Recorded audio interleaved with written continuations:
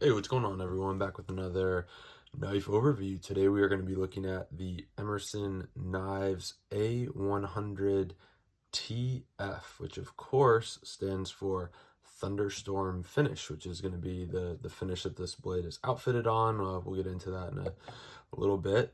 This is the box that it comes with. Again, standard Emerson fare. You can see right there, A-100 TF in quotes, thunderstorm finish.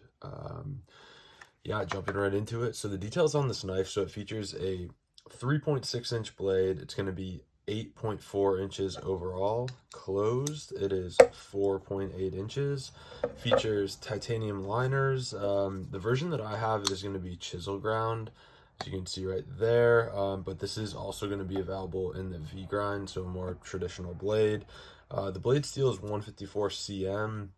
It weighs 4.5 ounces and has a very palatable MSRP for a US made knife of $216. Before I go into my observations, we'll do a few size comparisons, just grab some random knives I've been carrying lately. So the A-100 TF as compared to a Microtech Anax looks like that, as compared to a Spyderco Shaman. Looks like that. Oh, I haven't been carrying this one much. Can't lie that. And then let's see. Oh, I got two more actually. Wow, big day. A Chris Reeve large Sabenza 31. Looks like that. And then finally a knife that you all have. No, I'm just kidding, but I just got this one. I'm looking forward to reviewing it. A Lone Wolf Knives Diablo. Looks like that. So we will go ahead and jump into my observations. All right, so my first observation of the Emerson A-100 TF, I really don't know why I've been on such an Emerson kick lately. Certainly in my past life, or 10 or 12 years ago, I definitely was into Emerson knives, but got away from them for whatever reason. But now between the CQC 17, as well as this one, and I have a mini Roadhouse as well, kind of gotten back into them, and I'm really excited. I was very excited to get my hands on this knife. They do make a smaller version of this with, I believe it has a 3-inch blade, but this one is the full size, and I really do like it. I think the characteristics of this knife and how kind of like blocky and old school it is, you definitely want that 3.6-inch blade. So if you're kind of on the fence between the smaller version, the mini, or this one, I would definitely go with the full send version. And with that, the A100 TF, or the A100 rather, it is just such like a simplistic and linear design. It's very similar to me as far as like, if you like linear knives, as I compared it to that Sabenza, it's just going to be a straight line. So and I thought it was kind of interesting. So Ernest Emerson on the website characterizes it as the quote unquote grandfather of his knives, and this design actually predates his creation of quote unquote tactical knives. Whether that is the CQC 7, etc. This is the design that kind of started it all, and I think that that's kind of interesting from a historical standpoint.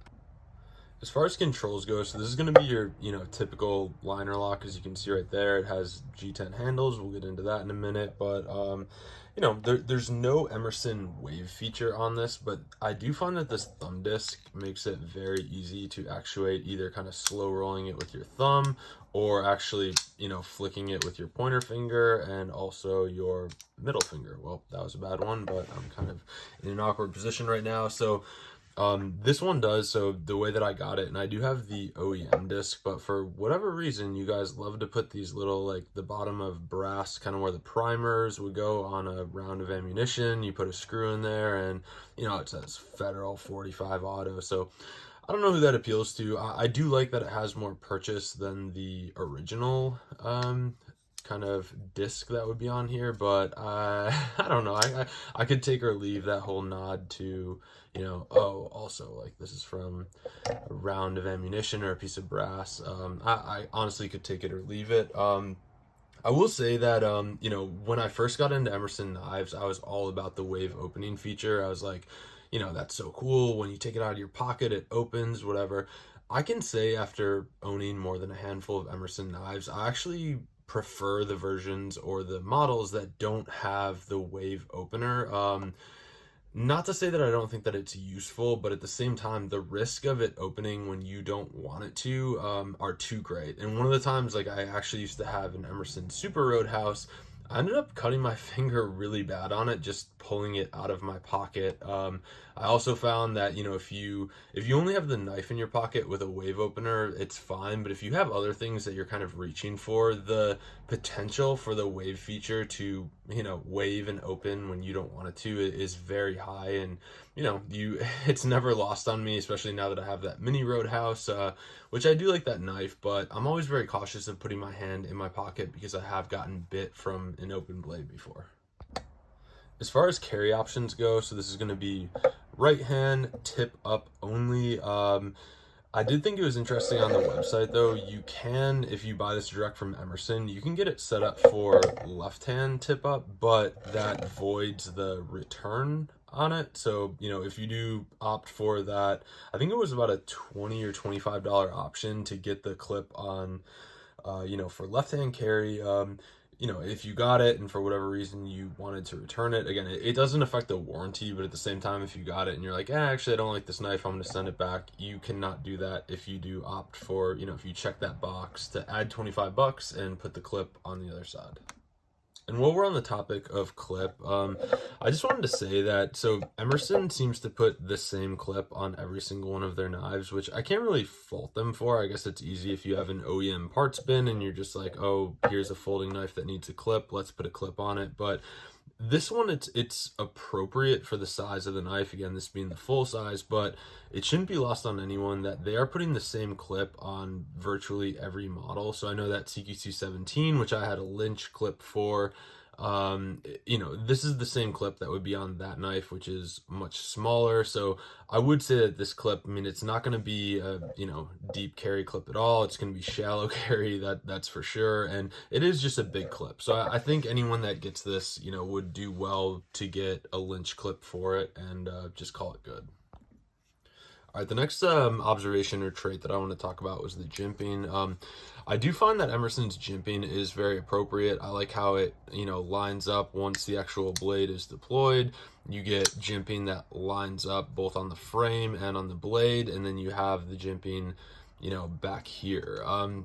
That said, this is a very wide knife, I would say, and it's kind of off the cuff, but I'll compare it here. So that's the width as compared to a large Sebenza 31. So it is going to be wider, but again, I have larger hands, and if you do have larger hands, it really won't be an issue. All right, the next observation, and I would be remiss if I did not mention this about an OEM Emerson knife, this G10. This G10 is like 100 grit sandpaper. It will tear apart whatever pants you're wearing. It will tear apart your hands.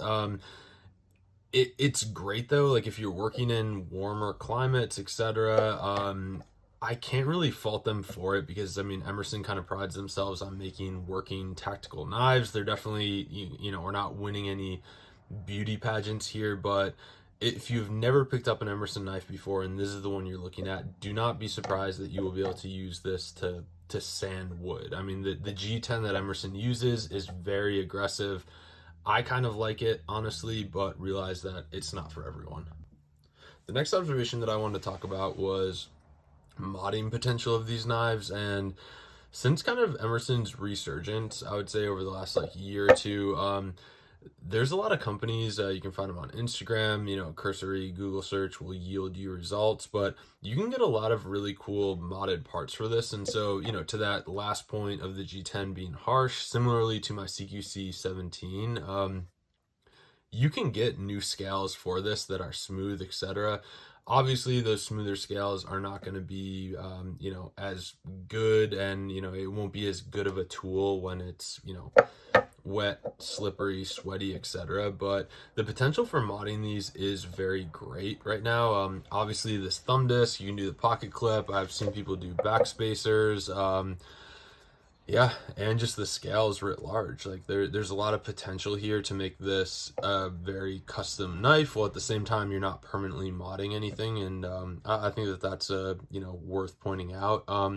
The next observation that I had was this thunderstorm finish, which I've never owned a DLC Emerson. I've always had the stonewash version, and this is going to be my first example of this thunderstorm finish, and I absolutely love it. I think if you're going to get an Emerson knife, particularly the A-100, I would get that TF, that thunderstorm finish. It has a really nice lubricity to it. It does not pick up fingerprints at all. I'm not sure if the camera will be able to capture it, but it's kind of interesting how the logo plays with light. When it's in a certain light, you can really only see that it says Emerson. That's definitely going to be like the deeper laser engraving, and you can't even see kind of the traditional Emerson knives logo, made in US, and then the model number. So I think that that's really cool. So if you were going to go for an Emerson writ large, or more specifically this model, definitely go for the thunderstorm finish. As kind of weird of a name that is. It's great. I love it. The last observation that I had about this knife, which I wasn't even aware of it until I really started holding this thing for a while, and I'll try to take a picture. I think you can probably see it on the camera here, but the one side, so the show side, the liner here is almost like a chrome titanium color, whereas the other side, like where this lock bar is, I don't know if it's due to like whatever heat treating they did or bending this thing, but it's definitely a different color. It's kind of an off color. It's more similar to the thunderstorm finish. So show side, you're gonna have this more silver kind of chrome look, and then on the lock bar side, it's almost like a more muted titanium color. And that concludes my overview of the Emerson Knives A-100 TF. All in all, I am glad to see that Emerson is still producing this design. In a world full of bearings, futuristic designs, and exotic steels, sometimes and often the simplest solution is the right solution.